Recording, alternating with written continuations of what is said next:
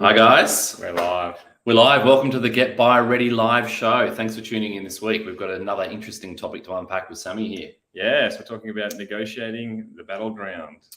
Yeah, and we're going to talk specifically about how to go from a rejected offer. So if you do your homework, you put an offer in, it gets turned away by the seller for whatever reason. It might be because they've got more competition in the property. It might be because they've got expectations that they're going to achieve a higher price. Or it might just be too early in the campaign. There's a whole heap of different reasons why your offer might get rejected up front, but then how to stay in the game and how to still win that property if it doesn't sell for a higher amount than what you're willing to pay. If they give you another opportunity, how do you negotiate around this to get the best outcome? How do you potentially save money in a second negotiation after you've already put your cards forward first time around?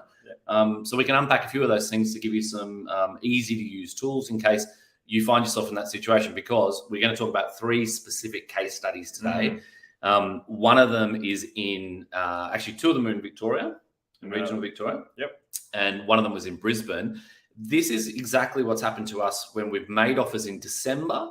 The market's changing. It's obviously softening, which is widely reported in the media. And then getting a second bite at the cherry in January while we're away on holidays and having the sellers chase us, via the agents, of course, trying to piece together deals that they had turned away themselves initially, but then they came back chasing us to see if we would re-engage and to purchase that property. All three were different outcomes. All three are worth explaining just to unpack them a little. But I wanted to give you the tips, first of all, the steps that you've got to do up front when you make the initial offer. If your offer's rejected, what you do then to stay in the game. And then if the seller's situation changes, and as I say, they come back, how do you then re-engage with that agent? How do you handle that situation to get the best out of it? Yeah, really good points and a great way to help you save some money. So let's jump into it, shall we? Yeah, I mean, I think first of all, let's start with the steps. And we've covered this a lot, so I'll walk through this really quickly. So you're going to want to determine market value really fast. Now, you do that for us in the office. Yep. So very quickly, in a nutshell, what are the key things that you do when you want to determine market value quickly?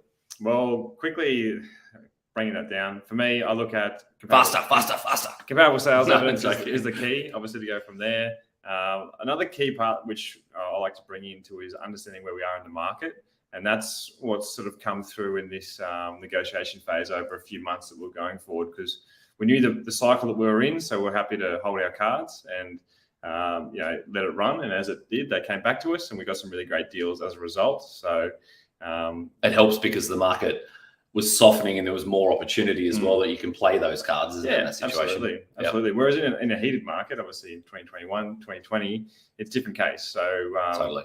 Yeah, knowing where you stand on that front. But then, as I said before, comparable market evidence is going to give you your best knowledge of where value sits. But take into account too that just because there was a sale around the corner, that's now gone. So whilst that is determining where the market's sitting roughly, the price of the property that you're looking at, I mean, there's a factor of human emotion that can be taken into account with each sale, right? So having that, your eyes wide open in that sense, if there is strong owner-occupier appeal and it is a scarce asset in that region, you expect it to go for a slight premium as well. Yeah. But the biggest thing we try to coach people on, and what I do in my analysis, is just making sure you're not paying over market value.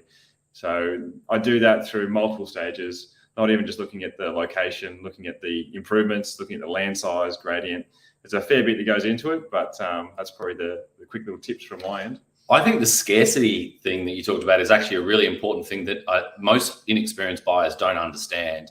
And people coming in and out of the market every 10 years or so that may have bought previously fail to really understand that and grasp that concept as well. So, there might be the ideal property that's in front of you. You don't want to pay that $10,000, $100,000 premium for it, but you're not taking it into account that to replicate that asset may take 6 months or 3 months, because everyone comes into their market for a certain window. There's an opportunity that they're looking to buy. It might be 4 weeks, it might be 4 months, whatever that number is. Well, we know for a fact in terms of the real estate industry in Australia, it's 7 months on average for the Australian buyer. So if you're in the market for 7 months, how often are you going to see these properties replicated and these opportunities present themselves? And that's going to determine how hard you go at the offer. So that's one key thing. So the first one is absolutely determining fair market value. Now, that varies from what your actual target price or the price that you want to pay might be. They sometimes are the same number, sometimes they're vastly different. Like we'll look at a property's value and say, okay, for example, in this instance, there's lots of comparable sales evidence to back this up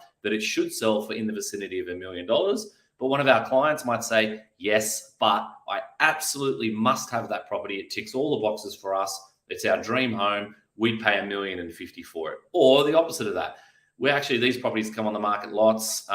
It hasn't got the perfect kitchen layout for me, or it's the wrong color, or it's on the wrong side of the street. I'd only be prepared to go to $950,000 on this one, for example. So it's understanding market value first, and then determining what you want to pay second to that. So I think that's important. Yeah, because taking into account what your goals are as well. If you've got a 3-month time frame to buy a property, you've got to take into account, well, if this asset is exactly what I want, there might be a slight premium there, but that's obviously where we come into too with our negotiation expertise, where we can really hone in on basically as low a price as possible. Yeah, but it hits the second point, which we're going to talk about, which I think is setting a realistic target price. Because you want to pay the least amount possible and you want to get it on the best possible terms, but you've got to be realistic. If there's 6 or 8 other buyers in the marketplace for that type of home at that given time, it's very likely that it's going to go for that premium that you explained before. Might be 1 or 2%, might be 5 or even 10% if it's the right home in a really tightly held location. And in Sydney, Melbourne, and even certain parts of Brisbane and capital city markets where the prices can really run, people are only moving in certain areas for specific reasons, like they're upgrading, they're downgrading, whatever it might be. They might do it once every 20 years, and they want to be very specific with what they're looking for. If that right property presents itself, they may pay $1 million more for it or $500,000 more for it because they're buying lifestyle, right? And that's my experience in the eastern suburbs in Sydney being a real estate agent, that you had to take price out of the equation to a certain degree because the right buyer would pay an absolute premium for the particular property. It just had to be the right fit. So it is a bit of a matchmaking exercise, a dating exercise. Oh, we call that paying future value in my head. Or Pinder, property Tinder. You like that? Just trademark. I did trademark it already. Just said. It's in your visionary list. Exactly. So look, that's points 1 and 2. Determine market value, set a realistic target price. The third one is make an offer that is really clean. Now, by saying clean, I mean get rid of as many speed humps, I call it, but as many negatives in your offer as possible to the seller. So don't, if they want a 30-day settlement, don't ask for 120 days. If they want a 10% deposit, don't ask for 5% deposit. You go on and on and on. Don't ask for things that are unrealistic because it's going to be a block in your offer and it's going to be difficult. So if you're going to make an offer for a property, you want to do it as soon as possible in the campaign because you want to limit the risk of losing it to another buyer. You want to make that offer as clean as you possibly can, so it's absolutely clinical, and that your responses leave no gray area. So you're really clear with the agent that this is where I see value, this is the terms that I want, which matches what the seller wants, and this is the time frame that I need to action this by. And if those 3 things don't align with the seller or with the agent's view of what the market's doing, then you've given them no reason to think that you're going to be flexible around that. You've given them the 3 key points. And if they don't want to sell to you at that time, then the timing is just not right. So they either go back to what I said at the start. They've either got higher buyer interest, they have higher price expectations. They may just be completely unrealistic on price, and it might just be to revisit it later on. Yeah, and that's where we'll go into the next point now. Like, what do you do once it is rejected? And the first thing I would try to tell people is don't get disheartened. There's obviously properties there, but play that long game if you're in that right time of the market cycle, right? Totally. I mean, we've been doing this for a long time. You see a buyer get really excited about a property and not quite heartbroken. That doesn't happen to us very often because we're really clear on what properties are worth, and we tend not to miss if it's within the parameters that the client wants to pay. But you see buyers, and I certainly did this as an agent for many years, that they get really, broken by missing out on their dream property, and it can take them ages to pick themselves up and start looking again properly. But the reality is those that have got a thick skin just brush it off, back in the game straight away. And often there's a property, as I say, that we've seen this a lot of times, the next day, the next week, within a month, there's another better property that's out there that's at the right price or what it might be. And then you can quickly move on and strike on the next one. The biggest point I'd hit home there is that you've also done all that groundwork to know where market value sits in that location. Absolutely. You're looking. And by just giving up, you're giving up just hours of your time and even thousands of dollars if you go and pick it back up in 6 months. If the market is growing, even a 1% growth rate could cost $20,000. So yep. Just keep in mind, and obviously, yeah, if you have any questions, reach out to us. And that's why in the Get Buy Ready course, we specifically coach our clients to stay in the market for a period of 4 to 8 weeks. And that is, really intense shopping in that period. It starts with, identifying your key shopping list and sticking to that to build rapport with agents. And if you're in the market for 4 to 8 weeks, you're tracking lots of property, you shouldn't have that problem. You should be able to land the property that you want and keep that knowledge really close so that you don't have to overpay or start again on the property down the line. So what would be your top 3 tips if you were to get rejected in property, obviously? Well, you got to make it clear that it was your absolute best price. Okay. So they've got to know that, they're walking away from a potential deal and that it's not necessarily going to get any better from you at any point in the near future. So I think you need to be definitive on price. That you need to say to them as well that you are actively out there looking at other options. Like, the minute someone says to me, we're not accepting that, I say, well, no problems. Well, we've got 3 to see on Saturday anyway. So we're going to be, we're cashed up, ready to buy. We're straight back out there. If it's not this one, I'm sure there'll be another one for our client. So we just have that real positive attitude that, we're not looking in the rearview mirror, we're looking forward. And that scares agents because if they're trying to bluff you to say that they think it's going to be, worth more, and you start talking about the next properties and you're not looking in the rearview mirror, they'll start to chase you. If they chase you, then there's no other buyer and that you stand your ground, and then you're likely to secure that property at the price that you just offered or very close to it. Yeah, well, you flip the script and the fears going into their eyes for losing a potential buyer. Totally. And then the last one is stay in touch with the agent. And buyers are scared about doing this, and I don't know why, but we get this feedback so often that I don't want to talk to that agent again. They just rejected my offer.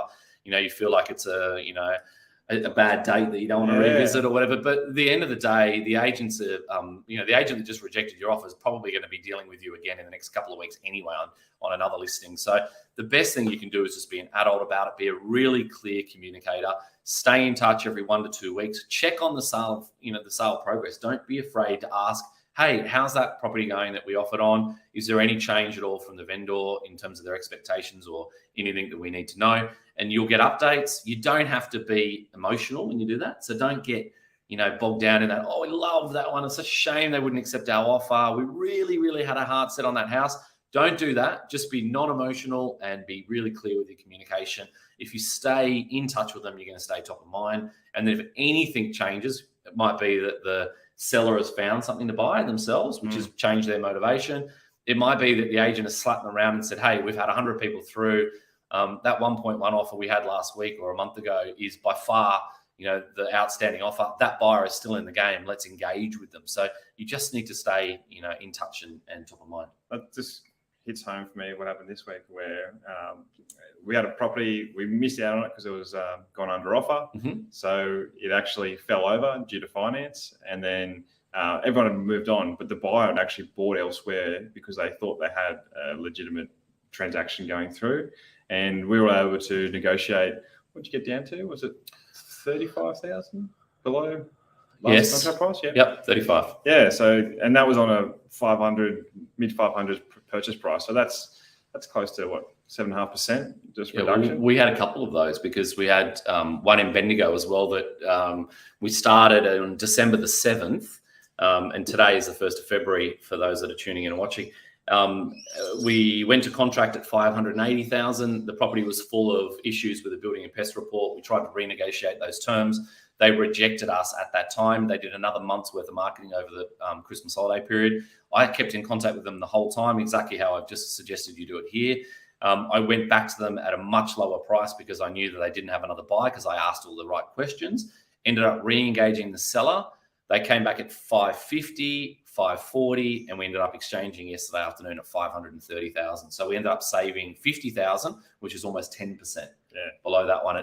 That's a significant amount of money at that price. That's not bullshit either. No, straight up. 15 Smith Street in Bendigo. You can have a look at that one. We've probably posted about it on social media already. That's a 1 into 3 corner plot subdivision. So that's a legitimate one where we went to contract late December at 580 and then re-secured it yesterday for 530,000. So, there's opportunities like that. The other one is we had a property in Huntley in Victoria, which is close to North Bendigo where the other property was. It was under offer at 685,000. It fell over due to finance. We stayed in the game. It took about 2 weeks thereafter. They were trying to get the same price. We ended up renegotiating from our offer, which was $645, and we ended up paying $655. So we had to increase $10,000 from our original offer a few weeks prior to that, but we bought it significantly less than the sale that had crashed. And we knew the price because they openly told us at the time when they exchanged contracts that it had gone through at X price. So we were able to buy it significantly lower 2 weeks later. And then the other one that we did in, these are the three case studies, was in the Gap in Brisbane. We had an offer at $985,000. They wanted $1.05 million. They actually wanted 1.1 when we first started negotiations. We ended up agreeing it at 1 million about 3 weeks later. So about 15,000 more than our initial offer, but well below what we were prepared to pay for it, well below the target price. So that was another really good win as well. So it was just the same, rules apply. We made our offer, for whatever reason they were rejected, and then stay in the game, applied those tricks that we've just said, and then those agents have come back to us. And that's what happens in a softening market. We talk all the time about this shoulder season going from that peak down to the trough. And it's in that period where, you'll see these opportunities that come to the surface, and you've just got to persist. You've just got to stay in the game. It's also, from our perspective, we're in it every single day. So we have our finger on the pulse. So it's, in my eyes, it's a disadvantage, an advantage to us, and disadvantage to a lot of other buyers who get sort of sucked into paying, emotional premiums. So, I'm just trying to educate you to understand, where we are, and obviously try and make those smarter decisions. But getting back to the flaws coming through in the negotiation battleground. Yep. I just want to know, when they do call you back, what are the key questions that you do ask the agent when they're saying, "Oh, hey Scott, look, that offer you put in, 2 months ago or a month ago, are you still open to putting that forward?" Well, how do you go about that process? So I want to understand a couple of things. I want to understand, is there any existing buyer interest and that we're going to potentially compete against? And at what price point? So potentially what price they last rejected, where there's buyer interest today from any existing parties, and how many other parties are in that line. Then I want to know, has the circumstances changed from the vendor? Because very often it's easy for an estate agent to ring you back and say, "Hey, Sam, things have changed. The vendor was going to meet the market." They're not. They're just trying to derive an offer out of you to make themselves look good that they're doing their job. And they're doing the same thing, calling every single one. Exactly. They're going through the whole list of people that inspected the property. So you want to know who you're competing with, where the price has got to, what the vendor's circumstances are. Like, have they bought somewhere else? Have they decided honestly to meet the market and accept a lower price? And then once I've established whether or not there's some clear competition, I need to know the timing of the sale as well. So am I competing against multiple people in a really short time frame? A lot of buyers make that mistake. The agent rings them and says, we're lowered our expectations. We're just about to sell. They'll take X for a quick deal.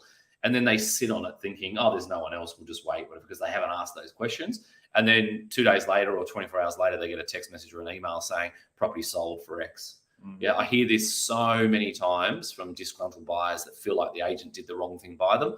But the agent didn't do the wrong thing. The agent told you the seller was going to sell for X number or in that range, and they wanted a decision. And you didn't ask them how many people were competing and what the time frame was to action that. And you got beaten to the post by being lazy. So you've got to ask those questions, put that puzzle together, and establish what your competition is and that timing of it.